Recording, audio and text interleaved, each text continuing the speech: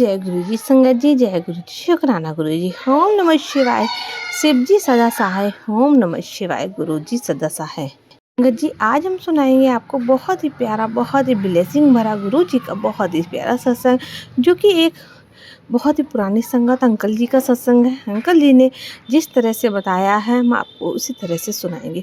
तो संगत जी, आपसे यही रिक्वेस्ट है, आप सत्संग को पूरा सुने, क्योंकि सत्संग के अंदर गुरु जी की ढेर सारी ब्लेसिंग है और आप सभी के मन में जो सवाल चल रहे हैं उसके आंसर भी इसी सत्संग में मिलेंगे। तो आइए संगत जी, बिना देर किए सत्संग को स्टार्ट करते हैं। जय गुरु जी। शुक्राना गुरु जी। गुरु जी के चरणों में कोट कोट प्रणाम। आप सबको ढेर सारा प्यार। अंकल जी लिखते हैं, मुझे अच्छे से याद है कि उस दिन थर्सडे का दिन था। संडे के बाद थर्सडे को संगत शुरू होती थी गुरु जी के दरबार में, और हमें एक अलग सी एक्साइटमेंट शुरू हो जाती थी कि आज गुरु जी के यहाँ जाएंगे, गुरु जी की संगत अटेंड करेंगे, लंगर प्रसाद खाएंगे, जो भी थोड़ा बहुत सेवा गुरुजी ने शाइन की थी वो करेंगे। तो मैं उस दिन रेडी होके ऑफिस जाने की तैयारी में था और मेरी आंटी रेडी होके मंदिर जाने के लिए तैयार हो रही थी, बड़े मंदिर, क्योंकि वहाँ उनकी सेवा चल रही थी। तो करीब 8, 8:15 बजे एक फ़ोन आता है हमारी एक प्यारी संगत की तरफ से, और वो ये मैसेज मुझे देते हैं कि आज संगत नहीं होगी, गुरुजी बहुत बीमार हैं, तो बड़े मंदिर सेवा के लिए जाने की ज़रूरत नहीं है। गुरुजी बहुत बीमार हैं, आप समझ रहे हैं ना, बहुत बीमार हैं, तो मतलब आप उनके लिए प्रेयर कीजिए, और वो एम्स में है। इस समय मैं थोड़ा दंग रह गया, जब उन्होंने बार बार ये कहा आप समझ रहे हैं ना, तो मुझे लगा कि वो जो कह रही हैं वो नहीं, उससे कुछ ज़्यादा कहना चाह रही हैं, और हम बहुत परेशान थे कि भाई ये क्या है, ये जो हम समझ रहे हैं क्या वो सत्य है। तो मैंने बताया कि मैं रेडी था करीब ऑफिस जाने के लिए। So I just you know got ready. मैं हसन में रहा करता था उस वक्त। तो वहाँ से I picked up my vehicle और सीधे मैं एम्पायर स्टेट पहुंचा। एम्पायर स्टेट में कुछ सेवादार जो घर पर रहते थे, एम्पायर स्टेट में जैसे अम्मा जी हैं, छोटू जो ड्राइवर है उनकी फैमिली, और कुछ पंजाब के और कुछ सेवादार थे, वो सब बैठे हुए और बड़े माथे पर हाथ रखे, बहुत दुखी, कोई रो रहा था, कोई कुछ है। तो हम भी मतलब मुझे उनको देख के आभास हो गया, और मैं पंजाब के जो संगत आए हुए थे, मास्टर जी थे, शायद मास्टरनी जी थी, उनका चेहरा देखकर मतलब मैं समझ गया कि कुछ अनहोनी तो हो चुकी है, लेकिन कोई प्रत्यक्ष रूप में कह नहीं रहा, क्योंकि वहाँ से एम्स से कोई ऑफिशियल न्यूज़ भी नहीं दे रहे थे। तो मुझे उचित समझा, मैंने वहाँ से अपनी व्हीकल उठाया और एम्स के लिए रवाना हो गया। एम्स पहुँचा। गुरु जी की कृपा ऐसी रही कि जिस ब्लॉक में वो एडमिट थे, मैं वो रास्ते की सारी बाधाएं लाता हुआ उस जगह पहुँच गया, और वहाँ जो नज़ारा देखा, तो गुरु जी उस आईसीयू रूम में थे। डॉक्टर्स व स्टिल ट्राइंग डूइंग समथिंग। संगत जी वो सब लोग थे, विक्की अंकल, शिंगला अंकल और बहुत सारे, सुधा आंटी, और सब आंखें भरी हुई, सब परेशान थे, भाई ये क्या हो गया है। और कुछ देर बाद कृष्णा बहन पंजाब से, जलंधर से, और बापूजी पिंड से, और भी कुछ संगत के पंजाब संगत के कई साथी, टीटू अंकल इत्यादि कई लोग एक साथ वहाँ पहुँचे। सब क्योंकि गुरुजी रात में वहाँ देर रात से करीब 3 बजे का समय होगा, 2:30-3 बजे का समय, तब से वो वहाँ हॉस्पिटल में थे। उनको तकलीफ़ हो रही थी। उनको ब्रिगेड सैनी अंकल थे जो डॉक्टर थे, उनको भी कहा है कोई इंजेक्शन लाने के लिए। उनको नींद, उनके बहुत दर्द था, तकलीफ़ थी, और वो कुछ कह रहे थे कि मुझे कोई नींद का इंजेक्शन दे कुछ।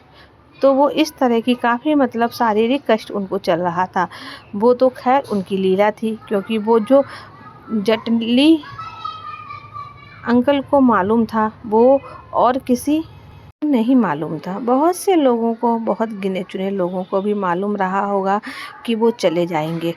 जो 84 लाख जीवों का उद्धार कर लेंगे, तो वो तो जैसे कहा जाए कि गुरुजी ने तो तय कर ही रखा था, तो डॉक्टर्स के हाथ में तो क्या करना था। डॉक्टर्स तो सिर्फ मतलब खाली हाथ पाँव चढ़ा रहे थे। वो हाथ पाँव चढ़ाते हुए जब करीब 11 बजे के आसपास ये एक ऑफिस अनाउंसमेंट कर दी गई कि गुरुजी अब इस रूम में नहीं रहे। बिल्कुल हम टूट चुके थे, द्रवित हो गए थे कि भाई क्या करें? कैसे मतलब कैसे ये छत जैसे बर्दाश्त होगी हमसे, क्योंकि हम तो उनसे नेह लगा बैठे थे। ना उनके इस दब उनके के इस शरीर से, इनके इस रूप से हम नेह लगा बैठे थे। हमने कभी सोचा भी नहीं था, स्वप्न में भी नहीं कभी ये सोचा कि हम यहाँ होंगे और गुरुजी नहीं होंगे। हम तो ये सोच रहे थे चलो हमारा कल्याण निश्चित है। गुरुजी जैसे महापुरुष हमारे जीवन में हैं, हमें अब जब हम अंतिम यात्रा पर जाएंगे तो गुरुजी हमारे सही होंगे। गुरुजी हमारे हमारे को ब्लेस कर रहे होंगे। ब्लेस तो अभी भी करेंगे बल्कि, लेकिन अब तक ये समझ नहीं आई थी, मन में ये हम नहीं जान पाए कैसा कुछ हो। तो मैं जब वहाँ नीचे उतरा, गाड़ी में बैठा और चला, तो गाड़ी में मेरे एक कैसेट पड़ी थी। एक ही कैसेट, अक्सर मैं 5-6 कैसेट, चाहे कोई सीडी, सवर सवर की और इस तरह की कोई ना कोई गाड़ी के डैशबोर्ड में रहती थी। लेकिन उस दिन एक ही शब्द था, और वो था कि जिद मेरी मिट्टी दिए ढेरिए। एक दिन चलना तो ये गुरुजी का तरीका था मुझे बताने का कि भाई एक दिन जो इस शरीर में आया है उसने जाना है, चाहे वो गुरुजी ही क्यों ना हो, और हम सबको जाना है। तो खैर बड़े मंदिर पहुँचे, जो कि वहाँ तैयारियाँ करनी थी, साफ़ सफाई करके गुरुजी का वहाँ लाया जाना था उनके अंतिम दर्शनों के लिए, संगत ताकि आके दर्शन कर सके। तब तक सारी संगत में ये बात कह चुकी थी, कुछ लोगों को नहीं भी पता था, तो वो रात को वहाँ पहुँचे अंपायर स्टैंड में संगत अटेंड करने के लिए। लेकिन जब वो सूचना मिली तो 31 को और 1 को उनको वही उस रूट में रखा गया, और 2 तारीख को शरीर को अपने दे गई थी। तो मेरा सौभाग्य रहा कि मैं उन दिनों सेवा में था, सेवारत था, मुझे ये सेवा का हिस्सेदार होने का मौका मिला। इससे मैं सौभाग्य समझता हूँ कि इन कंधों ने गुरुजी के इस शरीर को उठाया और संगत के साथ लाए। जहाँ समाधि है वहाँ पर उनको प्रेस किया गया शैया पर, और उनको अग्नि दी गई है। मेरा सौभाग्य था कि मैं उनके चरण स्पर्श कर सकूं, चरण को दबा सकूं। थोड़ी देर के लिए मैं चरण पकड़े खड़ा रहा। काफ़ी देर बिलीव मी संगत जी, उस दिन मेरा चरण स्पर्श में, जो पहले कभी संगत के दौरान जब हम अंपायर स्टैंड में गुरुजी के चरण छूते थे, उसमें कोई अंतर नहीं था। वो वैसे ही स्थिर, वैसे ही एकदम सख्त संगमरमर की तरह थे जैसे अंपायर स्टैंड में हुआ करते थे। वो इतने ही कोमल तब भी थे जितने कोमल वो एम्पायर स्टैंड में कमल के फूल के समान हुआ करते। हम सवाल पे सवाल पूछे जा रहे थे गुरुजी से, मन ही मन में, गुरुजी ये क्यों किया, ये क्यों हुआ, अब क्या हो रहा है हमारा, हम तो अनाथ हो गए हैं। लेकिन गुरुजी ने जैसे जैसे समय बीतता रहा, हमें ये पूरा संपूर्ण संरक्षण प्रदान किया और हमें ये सांत्वना दी, हमें तसल्ली दी कि मैं कहीं नहीं हूँ, मेरा रूप सिर्फ रूप बदला है और मैं आपके समक्ष हूँ। उस दिन थोड़ा बारिश भी हुई, और जब हम मंदिर में इधर उधर घूम रहे थे, गर्मी थी। हालांकि 31 मई का दिन, 3 जून का दिन बहुत गर्म था। हम इधर उधर जा रहे थे तो देख रहे थे, जगह जगह हमें ओम के दर्शन होते थे। जहाँ हम समाधि है उसके आसपास मंदिर, ओम के दर्शन इधर उधर कहीं भी जाते थे, कहीं जगह हमको ओम के दर्शन किए। तो मुझे गुरुजी की वो बात कही हुई याद आती थी कि जब वो गुरुजी ने संगत में आंटी को मेरे सामने ही, मैं भी बैठा हुआ था, तब कहा। जब आंटी ने पूछा गुरुजी आप कौन हो, बड़े प्यार से उन्होंने चाहता था कि गुरुजी भी उसका उत्तर दिए बिना नहीं रहे, और उन्होंने कहा आंटी मैं ओम है कहाँ तो नहीं समझ में आया। ओम ओम कैसे हो सकता है गुरुजी? गुरुजी तो मनुष्य रूप में है, ओम कैसे? कोई मनुष्य हो सकता है? फिर एक दिन एक बार और संगत ने हमने सुना गुरुजी कहते थे कि मैं ज्योति हूँ, ज्योति चाहे जौध में चला जाऊँगा, कभी नहीं समझ में आती थी ये क्या गुरुजी क्या कहना चाह रहे थे। तो खैर संगत जी, जैसे जैसे कुछ समय बीतता रहा, गुरुजी ने हमें संभाला और ये कहा, ये समझाया कि जो देहधारी मनुष्य इस शरीर पर, इस धरती पर आया है, उसने जाना है। कोई भी हो, हम हो, पहले चले गए हों तो अपनी इच्छा से चले गए। हमारा जब समय आएगा, जब हमें बुलाएंगे, बुला लेंगे। जिसको भी किसी को ये बात तो हमें अच्छे से समझा गए। अब मैं आता हूँ 31 मई का जो सत्संग, जो गुरुजी की प्रेजेंस में लास्ट संगत हमने अटेंड करी, वो भी बड़ा एक विचित्र दिन था। उस दिन गुरुजी बहुत रोष में थे। सारा समय नहीं, सब कुछ ठीक से शुरू हुआ, सब कुछ ठीक से चलता रहा। अचानक वहाँ देखा गया कि कुछ नेता लोग आए थे, पॉलिटिशियंस, जो गुरुजी उनको सामाजिक मान देते थे, आगे बैठ जाते थे। वो कहीं चरण दबाते थे। कुछ तो उनमें से कोई एक सज्जन गुरुजी से बात कर रहे थे। उन्होंने कुछ गलत बात कह दी होगी गुरुजी से कि गुरुजी ये नहीं करो, तो वो नहीं करो। तो गुरुजी बहुत रुष्ट हो गए। बहुत देर तक हमने उनको रुष्ट देखा और वो बार बार ये कह रहे थे कि तुम मेरे दरबार में आकर के इस तरह की बातें मत कराओ। जाहिर सी बात है, पॉलिटिशियन हैं, क्या बात करेंगे, यही करेंगे कि गुरुजी सारी जो ब्लेसिंग है आपको दे दो और औरों को ना दो, फैलाने को ना दबाओ, फलाने को ना दो, उनको दे दो, उसको ना दो। सही, यही सब बातें चल रही होंगी, हमें नहीं पता क्या कहा। लेकिन गुरुजी बहुत रुष्ट हुए थे और वो डांट रहे थे उनको कि तुम मेरे दरबार में आकर के इस तरह की अनाप शनाप मत बातें करा करो। मैं यहाँ जगत का कल्याण करने आया हूँ, मैं सबका कल्याण करूँगा। मेरे दरबार में अगर डाकू भी आएगा तो भी कल्याण करा के जाऊँगा। ऐसे कड़े शब्दों से उन्होंने उनको समझाया और फिर वो बार बार कुछ और बात बोले जा रहे थे और बीच बीच में कहते थे कि सामान 100 बरस का, बल्कि ये शब्द, ये फ्रेज उन्होंने उस 27 मई की संगत से कई बार यूज किया। तो खैर नगर हुआ, सब शांत हो गए। गुरुजी भी सिंहासन में बैठे रहे। नगर जिसके लोग विदा लेते गए, हम वहाँ बैठे रहे कुछ समय और गुरुजी की कृपा रही कि उन्होंने इजाज़त दी अपने वहाँ बैठने की। फिर कड़ा प्रसाद बनाया, फिर सबने छका। फिर सदा मासूम अंकल आंटी वहाँ पर थे, तो गुरुजी ने उनसे गाने के लिए कहा और वो अपना फेवरेट सॉन्ग जो है लगा के गज के, फिर ये हंसी रात हो ना हो, शायद फिर इस जन्म में मुलाकात हुई, पता नहीं वो क्या करना चाह रहे थे हमसे, हमको नहीं पता, नहीं समझ में आती। मेरे को संडे को मेरी एक ड्यूटी गुरुजी ने असाइन की थी कि संडे की रात को मैं बड़े मंदिर आना होता था, वहाँ एम्पायर स्टैंड में विदा लेके के और फिर उसके बाद मैं कुछ सेवा करके फिर घर जाता था। ये मेरा नियम था पिछले कुछ महीनों से। और गुरुजी ने एक अपना नियम बनाया हुआ था कि संडे को जब मैं माथा टेकूं तब मुझे मुझे बोले बर्थडे मर जाना है, तय करके फिर घर जाना है। उस दिन कुछ नहीं कहा, मैंने माथा टेके। फिर जैसे ही सिर उठाया, मैं अपेक्षा कर रहा था कि वो कुछ बोलेंगे, कुछ नहीं, बहुत प्यार से, बहुत ही वो अनूठी स्माइल, शायद उनसे पहले ना देखी होगी, शायद से बात तो नहीं देखी गई है। और उस अनोखी स्माइल के साथ उन्होंने बस कि मुझे विदा किया, जाओ, ऐसे ऐसे भी कर देते थे और वो बड़ी स्माइल के साथ, तो मैं भूल नहीं सकता। तो ये 2 दिन उन्होंने महत्वपूर्ण मेरे जीवन के, जिसमें हमने गुरुजी को शरीर से अग्नि में समर्पित होते हुए देखा, गुरुजी के स्वरूप से उनको शिव स्वरूप में समर्पित होते हुए देखा। तो ये मेरे आज जब मुझे कहा गया कि सत्संग मुझे शेयर करना, तो ये भावनाएं मेरे मन में है। दूसरी बात एक और है संगत जी के, गुरुजी ने हमें ब्लेस कर रहे थे। जब हम उनसे नहीं भी मिले थे।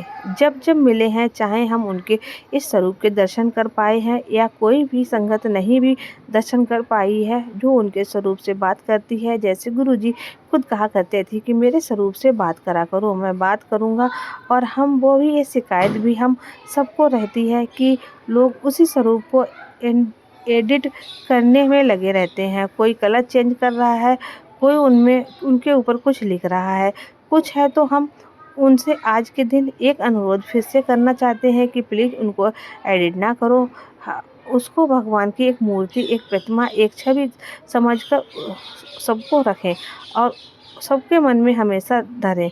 मैं यही कहना चाहता हूँ संगत जी कि गुरु जी हमारे पास जब से नहीं जुड़े उसके उनके साथ तब से हैं, और जब से जुड़े हैं तब से तो है ही। और अब जब इस शरीर रूप में नहीं है तो दिव्य स्वरूप में वो हमारे साथ है, हमारा संरक्षण कर रहे हैं।